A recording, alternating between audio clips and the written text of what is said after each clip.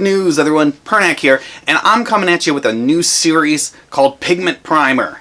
And it's going to be all about pigments and how they're important to artists, and the differences between pigments and what you need to know about them. Alright, first off, the introduction to Pigment Primer. So, my history, as some of you may or may not know, is I worked for 7.5 years at Daniel Smith Artist Materials, based in Seattle, Washington. I really enjoyed it there. It was a great job in the store to work there and sell things. I was in charge of the print making area for the most part, and paper, which is why I've done paper school and all these printmaking classes, because I really enjoy it. But one of the things they really drummed and hammered into our head is the importance of pigments, because they are a manufacturer. Their main manufacturing facility is actually located right there attached to the store. For those of you who may be in the Washington area, if you haven't heard, Daniel Smith will be closing their store. It's the last remaining store. It's actually at their prime location on 1st Avenue in Seattle. It will be being done November 21st. It reopens August 25th.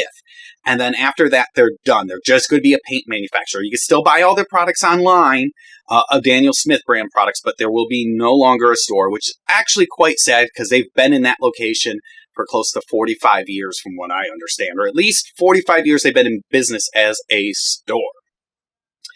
But one of the things, though, working at that store, like I said, they hammer pigments into you and how important pigments are, because they are a paint company.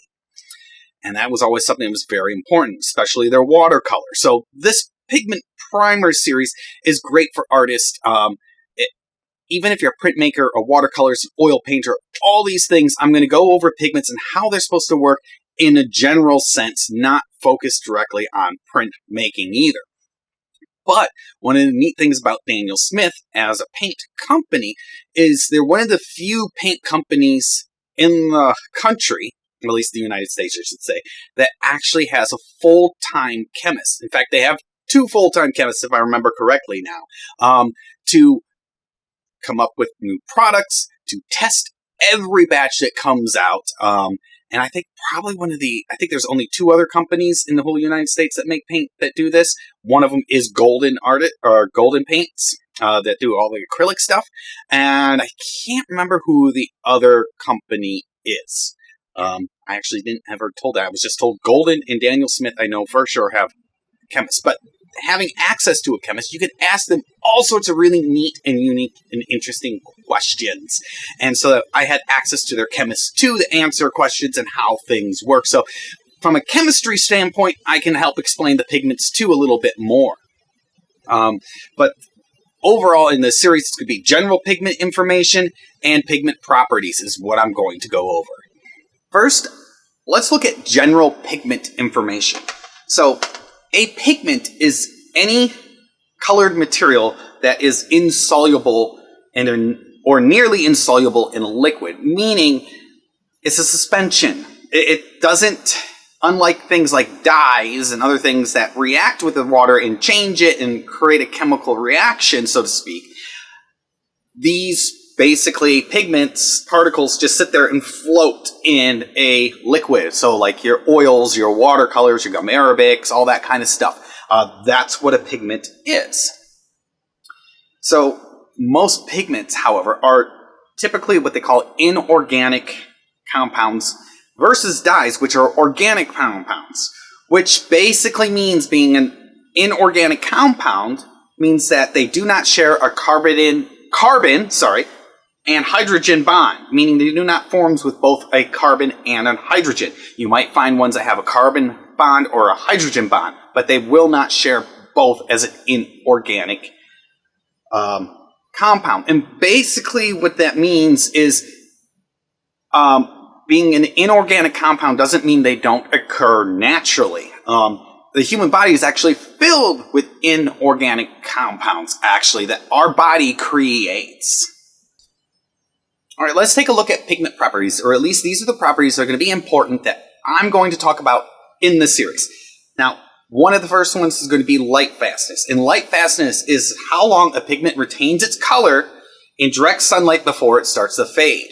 And pigments that have a high degree of light fastness mean they fade very slowly over time. When I worked at Daniel Smith, they actually had a machine that tested this. So they would make paint, put it on little swatches, and put it in this big giant cylinder. And the cylinder was literally thousands of UV light rays, high intensity pounding at this. So you would get 100 years worth of light and light strength, and maybe a couple of days is how they would do this. And they would test the fade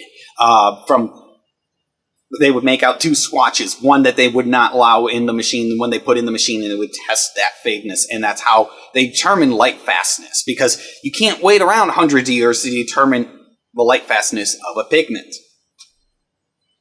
Another one will be the grind. So that's the size of the pigment particle itself.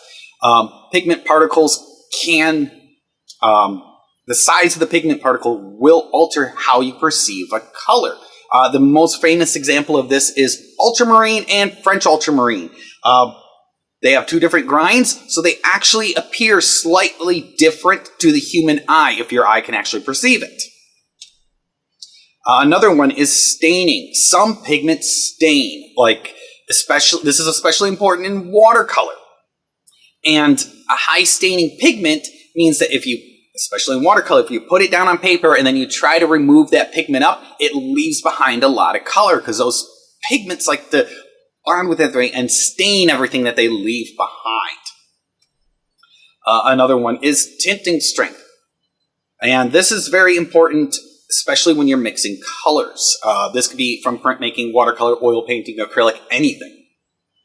So some colors are stronger and they require very, very, very little amount of paint to tint the other color. So if you're putting a blue and a yellow together, say you have a really strong yellow and a very weak blue, you use a little bit of yellow, it's going to make that green. So you have to use varying amounts of the color itself. It's just the tinting strength of that paint or pigment.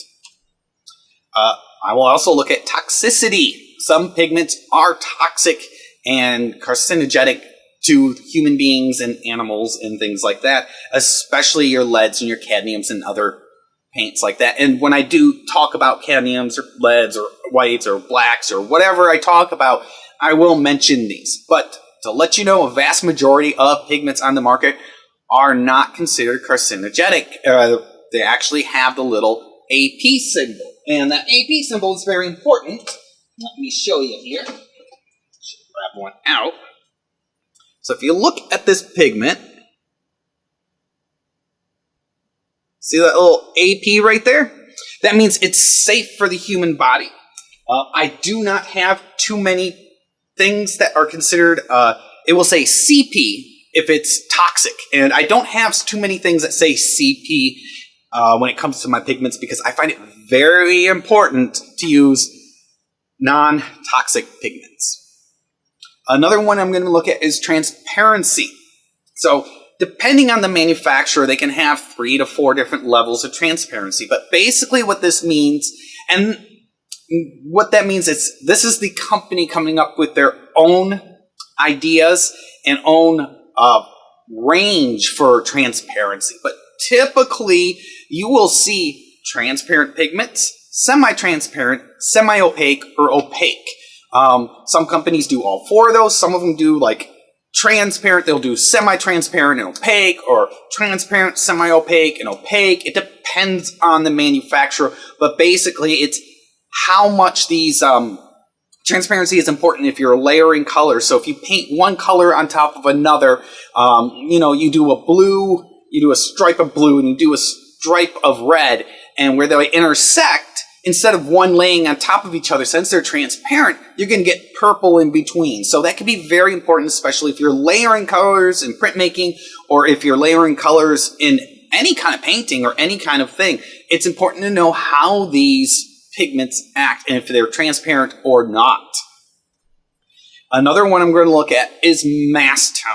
So have you ever taken a paint or an ink and taken it, squeezed it out of a tube, or taken it from the jar, or whatever it is, and you look at the paint and you squeeze it out, and it's really dark. Or it's exactly the same color as it's supposed to be when you paint it out. And that is mass tone. And basically what it means is as the pigment is used and painted, especially things like phthalos, they tend to have a very dark mass tone. But when you paint them out, they become much lighter. And you normally see this a lot more often with transparent pigments too. So more transparent pigments have a darker mass tone, where more opaque pigments do not. And it's just the nature of the pigments. It's just something, it's not super important, but it is something. Now you understand why some paints look so much darker when they come out of a tube as opposed to other colors.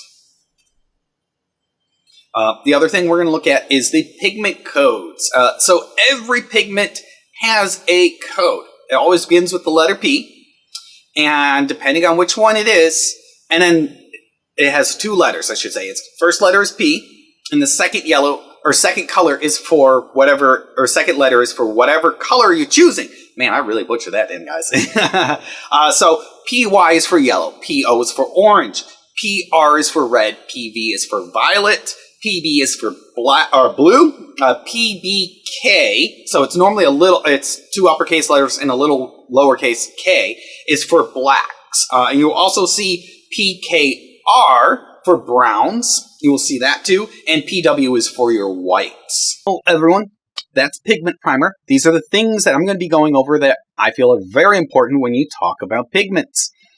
It's sort of like the first day of class, this video. So I give you a little introduction, tell you a little bit about myself, and then the next class is when we do something more important, and when I do that next class. Now, remember, you can always help me out. You can visit my Etsy shop, buy one of my prints. Link is down below. Also remember, give me a thumbs up for the video.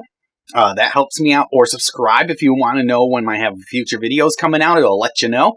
You can always follow me on my Tumblr, my Instagram, or my Twitter. All those links are down below. Remember, until next time, everyone, see ya. Bye.